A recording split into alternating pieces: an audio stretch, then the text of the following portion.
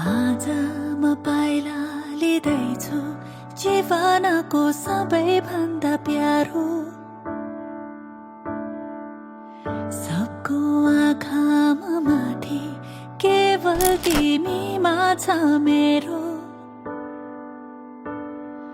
धन्य छ यो फुलको बाटो जोड्दैछ जसले तिमी र म हातमा तिम्रै नामको मेहन्दी रातो टीका रातै साडी तिम्रै सहयात्री अर्धाङ्गिनी आउँदैछु है तिम्रै बेहुली